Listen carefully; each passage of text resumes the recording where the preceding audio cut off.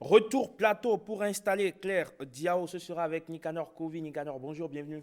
Herman Amégan, bonjour, amis parenthésistes. Bien le bonjour, bonjour à toutes et à tous, ici autour du plateau.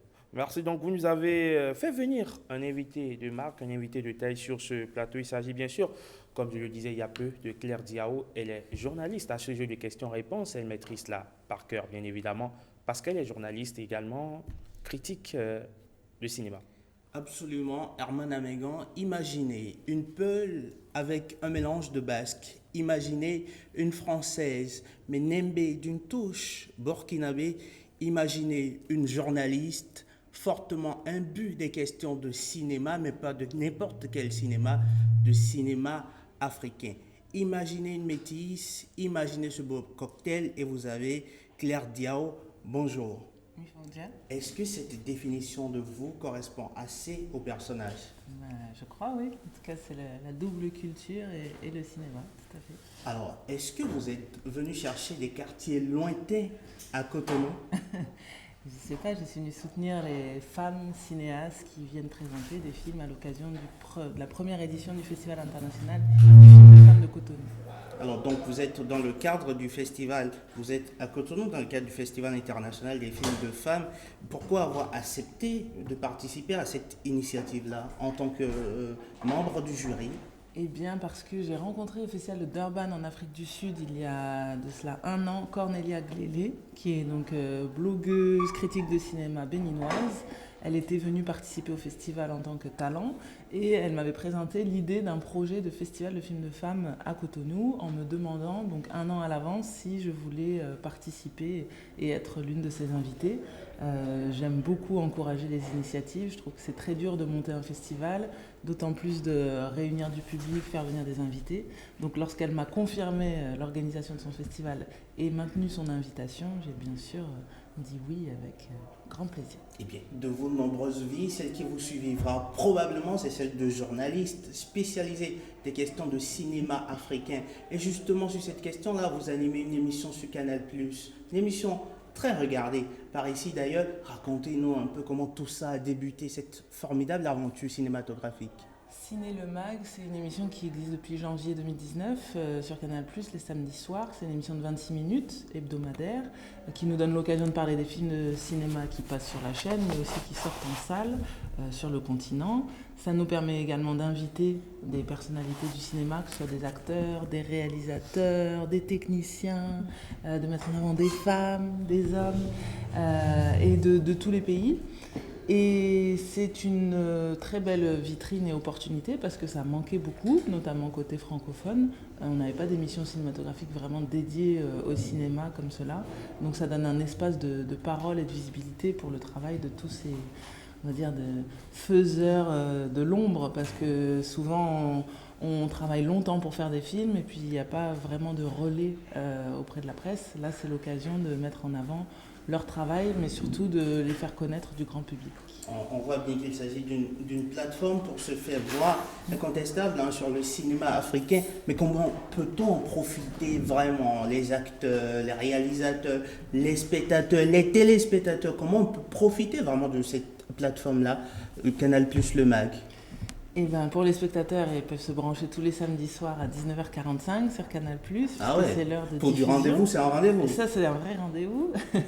Pour les professionnels, ça dépend vraiment de l'agenda. On essaye d'inviter tous ceux qu'on croise, tout ce qui est possible. Après, c'est une personne par plateau, donc c'est assez limité, mais on a eu beaucoup de noms, dont un béninois, bien sûr. Nous avons reçu Sylvestre Amoussou au tout début de l'émission.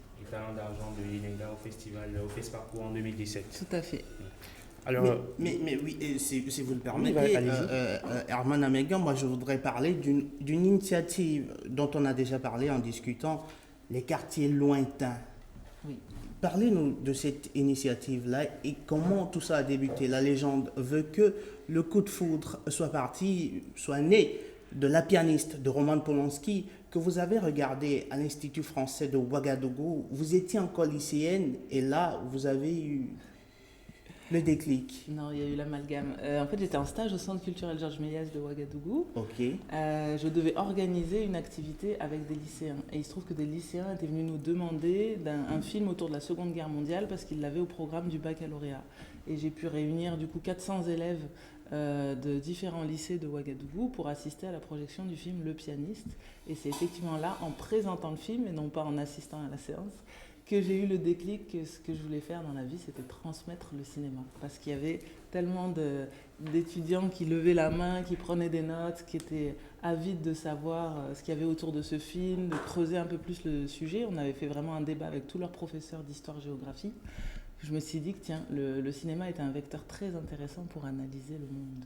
C'est intéressant que vous le racontiez parce qu'il y a tellement de choses qu'on raconte autour de vous, il y a tellement de choses autour de votre légende que c'est important de faire la part des choses. Sur la parenthèse, on est gâté. Et pour finir, moi j'ai envie de vous demander votre avis sur le cinéma africain à l'international. Qu'est-ce que vous en pensez aujourd'hui? Il y a beaucoup de talents qui émergent, Il y a non? beaucoup de talents qui émergent. On fait même une revue maintenant de cinéma oui. à haute télé, 3 fois par an, qui est à l'occasion des grands festivals du continent.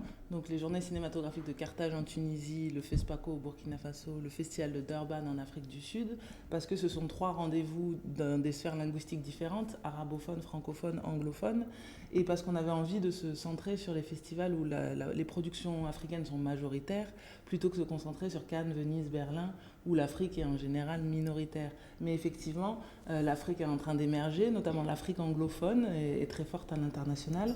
Là, nous, on a mis en couverture un réalisateur du Lesotho qui a eu du succès à Berlin, qui était de nouveau avec un nouveau film au Festival de Venise.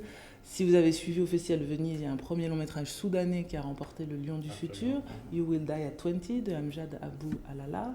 Il y a eu un cinéaste nigérian qui a remporté aussi un prix avec de la réalité virtuelle. Donc là, on dépasse les écrans. On est vraiment, on chausse des lunettes et on se projette dans un autre monde.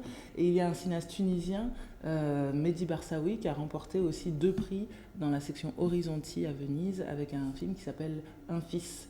Donc la reconnaissance, elle est là. On parle de Mati Diop aussi au Festival de Cannes avec Atlantique.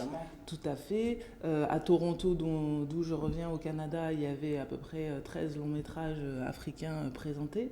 Donc au Festival de Locarno, il y a un Sénégalais, Mamadou Dia, qui a remporté aussi le prix du cinéaste du présent, et un Algérien, Hassan Ferrani, qui a également remporté ce prix-là. Donc je pense que de plus en plus, l'Afrique est au rendez-vous, dans les rendez-vous internationaux, mais que ces films n'oublient pas aussi de circuler sur le continent. Et je pense que c'est ça l'essentiel. Il ne faut pas que ces cinéastes se déconnectent. Alors, Claire, j'ai bien envie de vous poser une question. C'est vrai qu'en Afrique, où l'Afrique contient la deuxième plus grosse industrie de cinéma au monde derrière Bollywood, mais est-ce pour autant que la production est de qualité? Parce que non seulement il y a la quantité, mais est-ce qu'il y a véritablement la qualité? À Nollywood, au Nigeria. C'est vrai que c'est une industrie qui est née dans les années 90. On le prend souvent comme modèle parce que pour une fois, c'était des businessmen et non pas des artistes qui ont vu le film comme un produit et qui se sont posé la question comment amener le produit jusqu'à la population pour avoir de la consommation. Et comme il y a eu une énorme consommation locale, c'est devenu un vrai business et c'est ça qui a attiré l'étranger en fait. La force du Nigeria, c'est d'autofinancer ses films, notamment les banques investissent, etc. Ça pourrait peut-être être un modèle pour le Bénin, je ne sais pas. Mais en tout cas, la vraie consommation locale, c'est ça qui a attiré tout le monde à l'étranger. Et effectivement, du fait d'avoir une grosse production qui était plus dans la quantité que dans la qualité a un peu pêché, mais c'est en train d'évoluer. Il y a vraiment des cinéastes qui apportent d'autres choses. Là, je vois qu'au Festival de Toronto, il y a un cinéaste qui s'appelle Abba Makama qui a présenté The Lost Okoroshi, qui revient sur des figures vaudou qui viendraient défiler dans la ville. Donc il y a tout un rapport aux ancêtres. Et en même temps, c'est un film très clippé, donc il va chercher un peu dans du cinéma de genre. Et il y a une autre cinéaste qui s'appelle Emma Edosio qui a fait Kassala. Ce sont des films qui ne marchent pas au box-office au Nigeria, mais pourtant qui amènent autre chose, une réalité plus concrète, une représentation un peu plus, on va dire, sociale des gens. Et on n'est plus dans... on va dire les grandes familles, les grandes maisons, la richesse, etc. Là, elle essaye de filmer au plus près des gens dans les quartiers. Donc voilà, je pense qu'il y a une nouvelle génération de cinéastes qui est en train d'émerger aussi de cette industrie. Alors, on a l'impression que les films africains sont primés à l'international sans pour autant que les Africains eux-mêmes aient connaissance de ces films-là. Comment on fait pour mettre en place un mécanisme de diffusion et surtout de large diffusion de ces films-là déjà sur le continent avant de penser à leur expatriation? Alors on a un grand problème, c'est que le public ne va pas voir les films.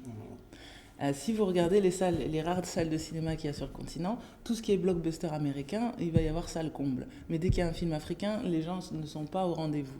Donc il faut vraiment se poser la question de la consommation de ces films.